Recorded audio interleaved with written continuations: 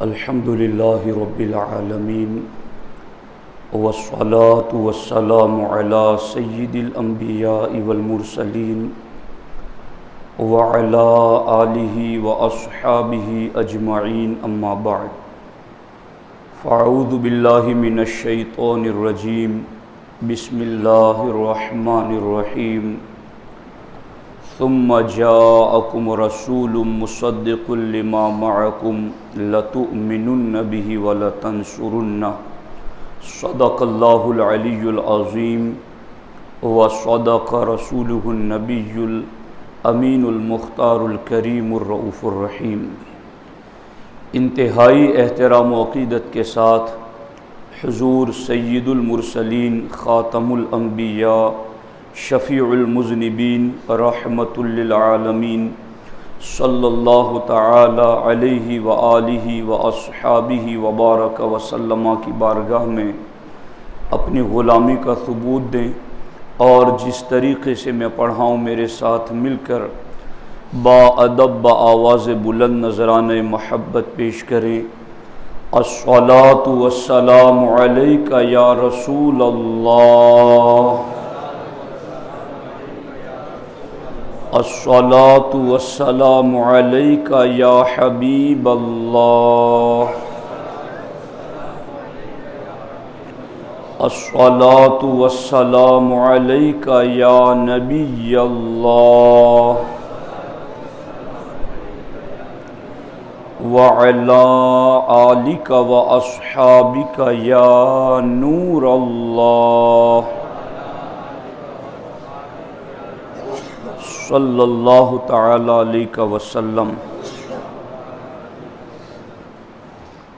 حضرت شیخ سعدی رحمۃ اللہ تعالی علیہ فارسی میں آقا کی شان یوں بیان کرتے ہیں: ترا عز لولاک تم کی بسست، ثنائے تو طٰہٰ و یاسی بسست۔ یعنی میرے آقا، آپ کی شان اگر کوئی جاننا چاہے تو لولاک کو جان لے تو یہی کافی ہے، اور آپ کی تعریف کے لیے آپ کا لقب طٰہٰ اور یاسین ہے، یہی کافی ہیں۔ اور سرکار اعلیٰ حضرت لولاک کے حوالے سے فرماتے ہیں: وہ جو نہ تھے تو کچھ نہ تھا، وہ جو نہ ہو تو کچھ نہ ہو، جان ہے وہ جہان کی اور جان ہے تو جہان ہے۔ اس سلسلے میں چند احادیث طیبہ اور پھر اس کا خلاصہ آپ کی خدمت میں عرض کروں گا۔ اللہ رب العزت نے حضرت عیسیٰ علیہ السلام پر وحی نازل کی، اور وحی میں اللہ رب العزت نے ارشاد فرمایا: ان آمن بمحمد صلی اللہ علیہ وسلم ومر من ادرکہ من امتک ان یؤمن بہ۔ اے عیسیٰ، میرے محبوب صلی اللہ علیہ وسلم پر ایمان لاؤ، اور اے عیسیٰ، تمہاری امت میں جو بھی تمہاری پیروی کریں اسے بھی حکم دو کہ میرے محبوب پر ایمان لائے۔ ابھی محبوب علیہ السلام دنیا میں پیدا نہیں ہوئے، اور حضور کی ولادت سے پہلے حضور پر ایمان لانے کا حکم اللہ نبیوں کو عطا فرماتا ہے۔ اور آگے اللہ رب العزت نے ارشاد فرمایا: فلولا محمد صلی اللہ علیہ وسلم ما خلقت آدم ولا الجنت ولا النار۔ اور اے عیسیٰ، اگر اپنے محبوب صلی اللہ علیہ وسلم کو پیدا کرنا مقصود نہ ہوتا تو نہ میں آدم کو پیدا کرتا نہ جنت کو پیدا کرتا۔ وَلَقَدْ خَلَقْتُ الْعَرْشَ عَلَى الْمَاءِ۔ اور اے عیسیٰ، جب میں نے اپنا عرش پیدا کر کے پانی پر رکھا، قرآن میں ہے وَكَانَ عَرْشُهُ عَلَى الْمَاءِ، کہ جب میں نے اپنا عرش پانی پر رکھا، فَاضْطَرَبَ، تو اے عیسیٰ وہ عرش ہلنے لگا، وہ عرش جنبش کرنے لگا، حرکت کرنے لگا۔ فَكَتَبْتُ عَلَيْهِ لا الہ الا اللہ محمد الرسول اللہ صلی اللہ تعالی علیہ وسلم فسکنا. تو اے عیسیٰ، آج جس محمد صلی اللہ علیہ وسلم پر ایمان لانے کا تمہیں اور تمہارے متبعین کو جو حکم دے رہا ہوں، یہی وہ محبوب ہیں کہ جب میں نے عرش کو پانی پر رکھا اور عرش ہلنے لگا تو میں نے اسی محبوب کا نام عرش پہ لکھا تو عرش کو بھی سکون مل گیا، عرش کو بھی قرار مل گیا، عرش کی جنبش اور حرکت بند ہو گئی اور اس کا اضطراب دور ہو گیا. تو یہ ہے ہمارے محبوب علیہ الصلوۃ والسلام کی شان. اللہ کے رسول علیہ السلام فرماتے ہیں آتانی جبرائیل، میرے پاس جبرائیل آئے اور جبرائیل نے آ کر مجھے کہا کہ اللہ تعالیٰ فرماتا لولا کا، اے محبوب اگر آپ نہ ہوتے تو نہ میں جنت کو پیدا کرتا اور آپ نہ ہوتے تو نہ میں جہنم کو پیدا کرتا. محبوب یہ ساری کرشمہ شازی جو ہیں وہ تمہارے وجود کی برکت ہیں. تمہیں پیدا کرنا ہوا تو پھر آگے ان چیزوں کو پیدا کیا. یہاں تک کہ شیخ سرہند حضرت مجدد الفسانی رضی اللہ تعالیٰ عنہ مکتوبات شریف میں لکھتے ہیں کہ اللہ نے فرمایا لولاک لما خلقت الافلاک، محبوب اگر تمہیں پیدا کرنا مقصود نہ ہوتا تو میں کسی آسمان کو پیدا نہ کرتا. یہ 7 آسمان بنائے ہیں محبوب تمہاری آمد کے صدقے میں بنائے ہیں، تمہیں پیدا کیا اس لیے بنائے ہیں. اور دوسرے مقام پر اللہ رب العزت نے حضرت آدم علیہ السلام سے ارشاد فرمایا اے آدم لولاہ ما خلقتک، یہ محبوب نہ ہوتے تو اے آدم میں تمہیں پیدا نہ کرتا. اور ایک مقام پر جواہر البحار میں یہ بھی ہیں،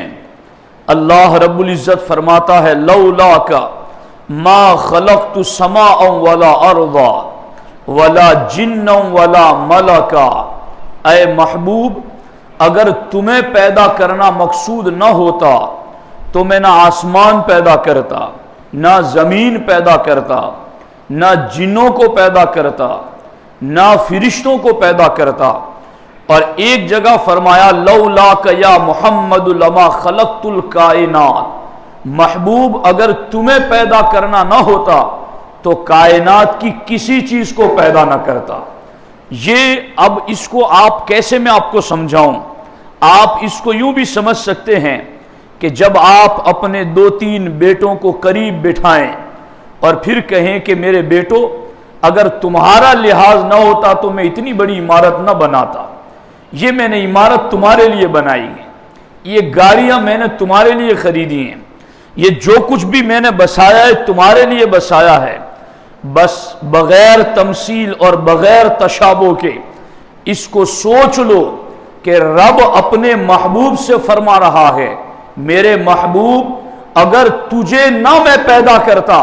تو میں نہ چاند کو پیدا کرتا، نہ سورج کو پیدا کرتا، نہ زمین کو پیدا کرتا، نہ آسمان کو پیدا کرتا، نہ فرشتوں کو پیدا کرتا، نہ میں جنوں کو پیدا کرتا، نہ میں کائنات کی کسی اور چیز کو پیدا کرتا. محبوب جو کچھ بھی ہم نے بنایا ہے وہ تمہارے صدقے میں بنایا ہے،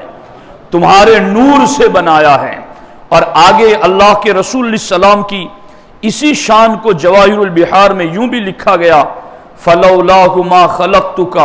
وَلَا خَلَقْتُ عَرْشًا وَلَا كُرْسِيًّا وَلَا لَوْحًا وَلَا قَلَمًا وَلَا سَمَاءً وَلَا أَرْضًا وَلَا جَنَّةً وَلَا نَارًا وَلَا دُنْيَا وَلَا أُخْرَى. محبوب اگر تمہیں نہ پیدا کرتا تو میں عرش کو بھی پیدا نہ کرتا، میں کرسی بھی پیدا نہ کرتا، میں لوح و قلم بھی پیدا نہ کرتا، میں چاند سورت آسمان و زمین بھی پیدا نہ کرتا. ولا دنیا ولا اخرى، اور نہ دنیا پیدا کرتا نہ آخرت پیدا کرتا. محبوب میں نے تو جنت بھی بنائی ہے تو تیرے غلاموں کے لیے بنائی ہے، جو تجھ پر تیرا کلمہ پڑھے گا، جو تجھ پر ایمان لائے گا، میں اسے جنت دوں گا، اور جو تیرا انکار کرے گا میں اس کو جہنم میں داخل کروں گا۔ تو محبوب یہ ساری چیزیں ہم نے تمہارے لیے پیدا کی گئیں، اور اسی پر بس نہیں، آگے ارشاد فرمایا، حضرت مولا علی سے روایت ہیں، اللہ رب العزت نے اپنے محبوب سے فرمایا، من اجلی کا استح البطحا واموج الموج وارفع السماء واجعل الثواب والعقاب۔ میرے محبوب،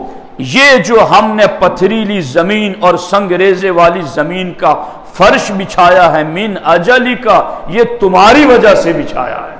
اور فرماتا ہے واموج الموج، یہ جو سمندر کی موجیں اٹھتی ہیں محبوب ہم نے تمہاری وجہ سے بنائی ہیں، تمہارے صدقے میں بنائی ہیں۔ وَأَرْفَعُ السَّمَاءَ، میں نے آسمان کو بلندی دی ہے، اور وَأَجْعَلُ الثَّوَابَ وَالْعِقَابَ، میں نے ثواب اور عذاب بھی رکھا ہے، تو محبوب آپ کے لیے رکھا ہے کہ جو آپ کا ہوگا اسے ثواب دوں گا، اور جو آپ کا نہیں ہوگا اسے عذاب دوں گا۔ تو یہ اللہ رب العزت نے محبوب علیہ الصلوۃ والسلام کے لیے فرمایا۔ یوں تو ان لفظوں کی حدیثیں کثیر ہیں، لیکن یہ سارا کچھ اللہ فرماتا ہے، توجہ سے سنیں، کہ اللہ فرماتا ہے کہ عرش بھی بنایا تمہارے لیے، محبوب کرسی بھی بنائی تمہارے لیے، لوح و قلم بھی تمہارے لیے، جنت و نار بھی تمہارے لیے، ثواب و عذاب یہ بھی تمہارے لیے، چاند و سورج بھی تمہارے لیے، دنیا اور آخرت سب کچھ تمہارے لیے، پوری کائنات تمہارے لیے بنائی ہے۔ اور آگے اللہ نے فرمایا خلقت الخلق لأعرفهم کرامتک ومنزلتک عندی، محبوب یہ سارا کچھ ہم نے پیدا اسی لیے کیا ہے تاکہ تمہارا مرتبہ جو میری بارگاہ میں ہے وہ میں انہیں بتاؤں، تمہاری جو شان میری بارگاہ میں وہ میں انہیں بتاؤں، لِأُعَرِّفَهُمْ، تاکہ میں پہچان کراؤں، میں معرفت کراؤں، میں ان کو پتہ بتاؤں کس چیز کا،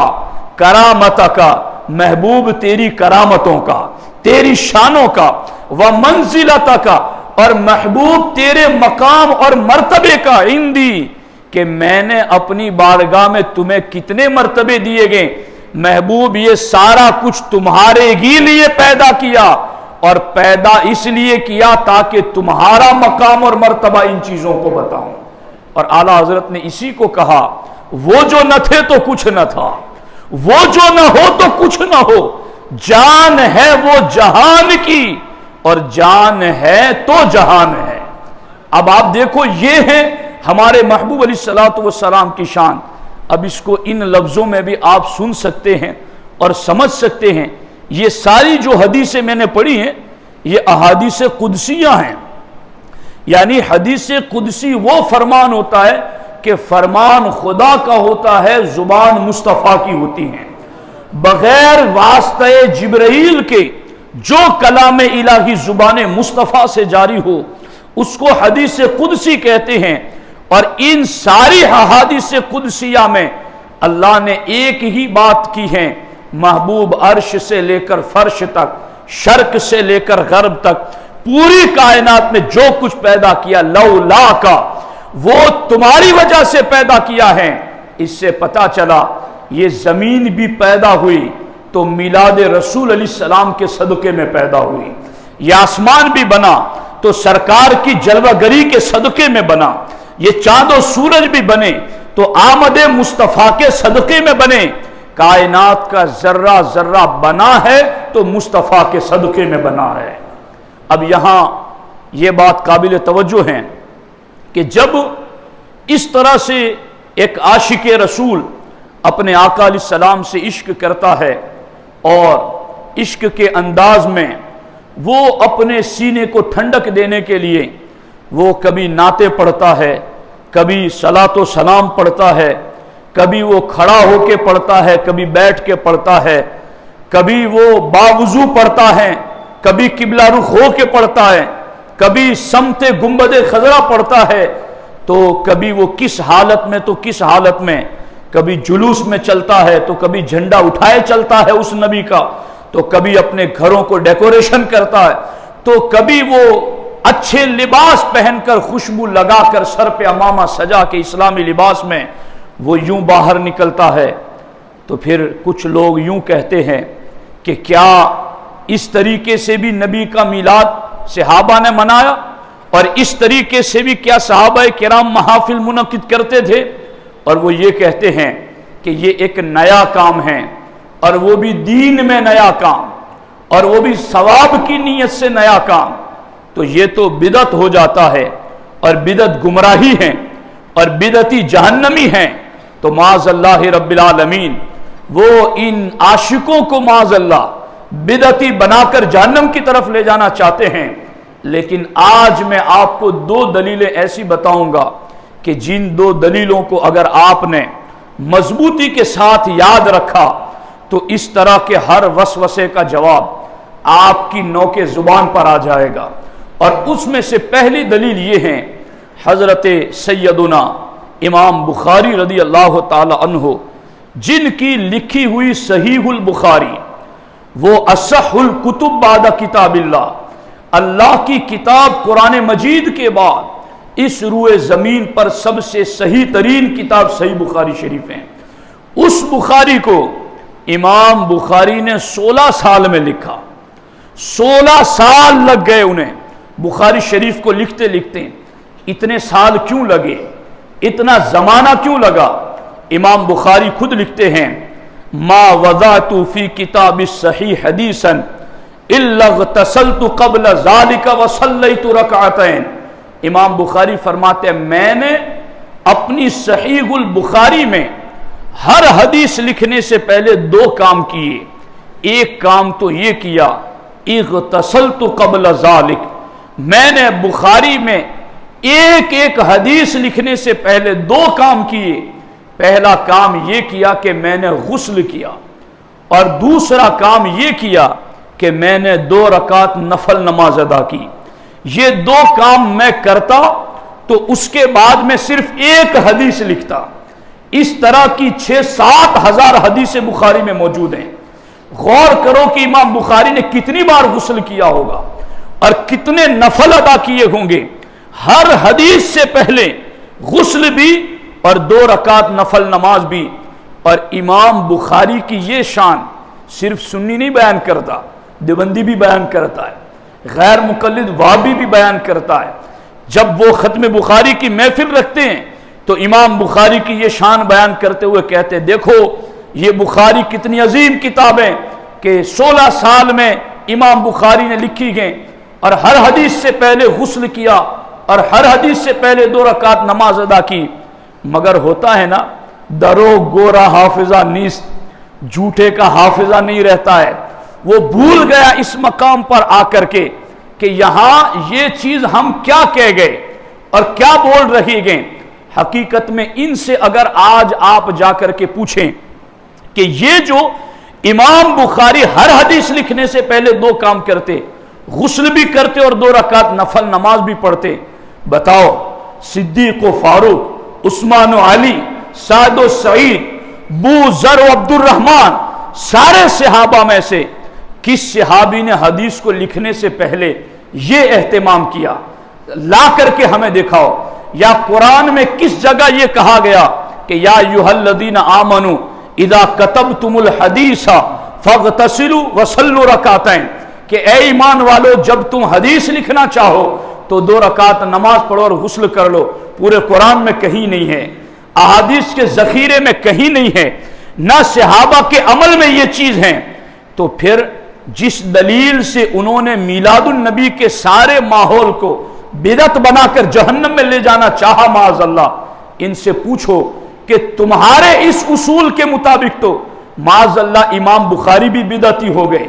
چونکہ صحابہ کرام نے بھی حدیثیں لکھی ہیں، مگر کسی صحابی کا یہ عمل نہیں تھا کہ وہ غسل کرتے اور وہ اس سے پہلے 2 رکعت نفل نماز ادا کرتے، مگر امام بخاری نے یہ کیا۔ اب ان کا اصول کیا تھا کہ جو صحابہ نے نہیں کیا وہ کیوں کر رہے گو، تو جو بعد والے کر رہے گے وہ بدعت اور گناہ ہے، تو امام بخاری کا یہ عمل ان کے اصول کے مطابق بدعت ہوگا۔ اور پوری بخاری شریف ایک بدعتی کی لکھی ہوئی ہوگی اور پوری بخاری لکھی ہوئی بدعت ہے، تو معاذ اللہ کی رب العالمین اب ان سے کہو کہ جس اصول کی بنیاد پر تم نے میلاد کے ماحول کو بدعت قرار دیا، تمہارے اس اصول پر تو بخاری بھی ختم ہو گئی اور امام بخاری بھی بدعتی ہو گئے، اب جاؤ اپنا کوئی اور بخاری تلاش کرو، جاؤ کوئی اپنی اور صحیح بخاری تلاش کرو۔ اب اہل سنت و جماعت کا اصول یہاں پر یہ ہے کہ چونکہ محبوب علیہ السلام کی تعظیم کا جو معاملہ ہے، اب ہم سے اگر کوئی پوچھے کہ آپ کے پاس جواب کیا ہے، تو اہل سنت و جماعت اس کا جواب یوں دیتے ہیں کہ چونکہ اللہ نے فرمایا ہے وَتُعَزِّرُوهُ وَتُوَقِّرُوهُ، اے ایمان والو ہمارے محبوب کی تعظیم کرو، ہمارے محبوب کا ادب و احترام کرو۔ قرآن میں یہ حکم عام ہے، اب قیامت تک محبوب کی تعظیم کا جو بھی کوئی اصول بنائے، اگر شریعت سے ٹکراتا نہیں تو وہ اصول محبوب کی تعظیم کے لیے جائز ہے۔ اس اصول کے ذریعہ محبوب علیہ السلام کا ادب و احترام کرنا جائز ہے۔ اب یہاں حضرت امام مالک کی بھی بات میں آپ کو سناؤں۔ حضرت مطرف رضی اللہ تعالیٰ عنہ کہتے ہیں کہ امام مالک کے پاس جب کوئی سائل پوچھنے کے لیے آتا تو امام مالک کا خادم باہر نکل کر پوچھتا کہ مسئلہ پوچھنے آئے ہو یا حدیث رسول علیہ السلام پوچھنے آئے ہو۔ اگر بتایا جاتا کہ مسئلہ پوچھنے کے لیے آیا ہے تو فوراً امام مالک باہر آ جاتے، مسئلہ بتا دیتے، وہ چلا جاتا۔ مگر جب یہ بتایا جاتا کہ یہ محبوب علیہ السلام کا فرمان حدیث سننے کے لیے آیا ہے تو امام مالک رضی اللہ تعالیٰ عنہ فرماتے اسے ٹھہراؤ۔ امام مالک غسل کرتے، امام مالک نیا لباس پہنتے، امام مالک سر پہ امامہ سجاتے، امامے کے اوپر ایک اور چادر رکھتے، جسم پر عطر لگاتے، اور حدیث سنانے کے لیے آپ کی ایک خاص مسند تھی، جس مسند پر بیٹھتے اور جس کمرے میں حدیث سناتے وہاں عود کی لکڑی جلائی جاتی، جس سے پورا ماحول معطر ہو جاتا، خوشبودار ہو جاتا۔ پھر امام مالک مسند پر بیٹھ کر اپنے محبوب کا فرمان سناتے تھے۔ امام مالک سے کوئی پوچھے جا کر، اور پوچھا بھی کہ حضور آپ حدیث رسول علیہ السلام سنانے کے لیے اتنا اہتمام کیوں کرتے ہیں، تو امام مالک کہتے ہیں احب ان اعظم حدیث رسول اللہ صلی اللہ علیہ وسلم، کہ میں یہ طریقہ حدیث بیان کرنے کے لیے اس لیے اختیار کرتا ہوں تاکہ میں اپنے محبوب کے فرمان کی تعظیم کر سکوں اور دنیا کو بتاؤں کہ دنیا کے لوگوں نے اپنے لیڈروں کی وہ تعظیم نہیں کی جو محمد کریم کے غلاموں نے اپنے آقا کی تعظیم کی ہے۔ اب ایک سادہ سا بندہ جو غیر مسلم ہو، اگر اس کے سامنے دو قسم کے بندے چلے جائے، ایک پکا سنی چلا جائے اور ایک پکا دیوبندی وہابی چلا جائے، اور دونوں اسلام کا انٹروڈکشن کرانے لگے، تعارف کرانے لگے، تو ایک یہ کہیں کہ ہم تو نبی پر سلام کھڑے ہو کر شرک سمجھتے ہیں، نبی کی تعریف کرنا ہمیں گوارا نہیں، نبی کے نام کا جھنڈا اٹھانا ہمیں گوارا نہیں، نبی کی میلاد پر گلیوں کو سجانا یہ ہمیں گوارا نہیں۔ اور تو مجھے بتاؤ، جب ایک بندہ یہ تعارف کرے گا اپنے نبی کا جن کا کلمہ پڑھ کے یہ امتی بنایا ہے، تو کیا وہ سامنے والا نہیں سمجھے گا یہ امتی نام کا ہے، مگر حقیقت میں اسے اپنے نبی سے پیار نہیں ہے۔ حقیقت میں وہ معاملہ جو اہل سنت و جماعت کا ہے، یہی معاملہ وہ ہے جو دور صحابہ سے چلا آ رہا ہے۔ اب ایک بات جو بہت اہم ہے، وہ امام ذہبی رضی اللہ تعالیٰ عنہ نے اس کو معجم الشیوخ میں ذکر کیا ہے۔ امام ذہبی رضی اللہ تعالیٰ عنہ کی بارگاہ میں ایک بندے نے سوال کیا، توجہ سے سننا، کہ ہم اللہ کے رسول علیہ السلام کے مزار پر جاتے ہیں تو اس وقت چاروں طرف دیوار نہیں تھی، صرف ایک سمت دیوار تھی، آنا جانا حضور کے مزار پر ممکن تھا، جاتے تھے لوگ۔ تو امام احمد ابن حنبل سے پوچھا کہ حضور کیا حضور کے مزار پر جائیں اور آئیں تو برکت کے لیے اپنے ہاتھ مزار رسول علیہ السلام پر رکھ سکتے، برکت حاصل کرنے کے لیے سرکار کے مزار پر ہاتھ رکھ سکتے؟ تو امام احمد ابن حنبل رضی اللہ تعالیٰ عنہ نے فرمایا ہاں ضرور رکھ سکتے ہیں، حصول برکت کے لیے اپنے آقا کے مزار پر ہاتھ رکھ سکتے ہیں، مگر وہ امام تھے، امام، ان کے ذہن میں باتیں تھی کہ بعد میں لوگ کیسے پیدا ہوں گے۔ انہوں نے اس مسئلے کے آنے پر خود ہی ایک سوال پیدا کیا اور اس کا جواب بھی دے دیا۔ انہوں نے کہا کل کوئی یہ نہ کہیں حل لا فعل ذلک الصحابۃ، کہ یہ عمل تو صحابہ نے کہاں کیا ہے کہ سرکار کے مزار پر ہاتھ رکھ کر برکت حاصل کریں، حالانکہ اس پر بھی کئی حدیثیں ہیں عبداللہ ابن عمر رضی اللہ تعالیٰ عنہ کی، لیکن امام احمد ابن حنبل کہتے ہیں حل لا فعل ذلک الصحابۃ،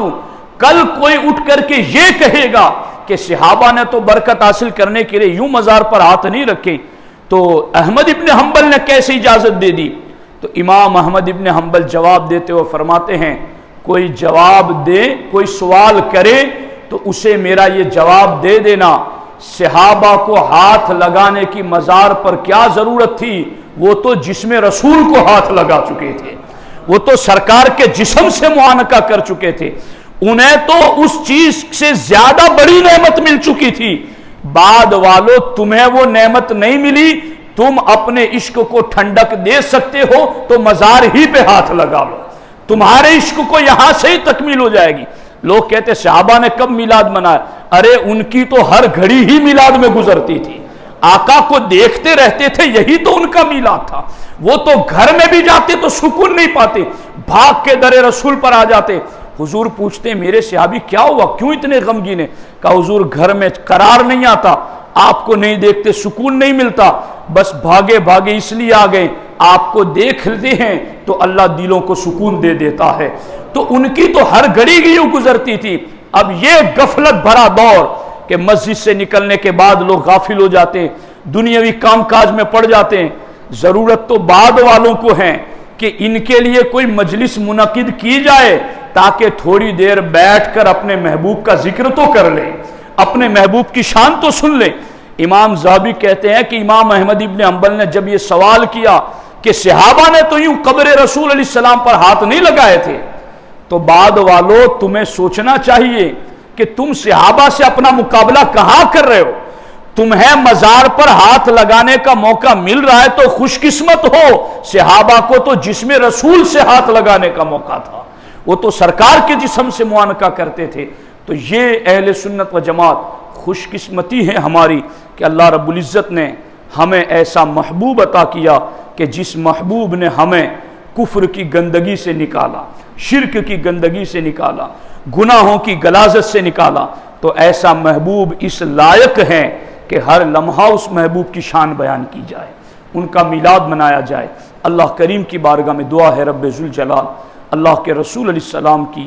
مکمل سیرت طیبہ پر اور آپ کی سنتوں پر اللہ ہم سب کو عمل کی توفیق عطا فرمائے۔ السلام علیکم ورحمۃ اللہ وبرکاتہ۔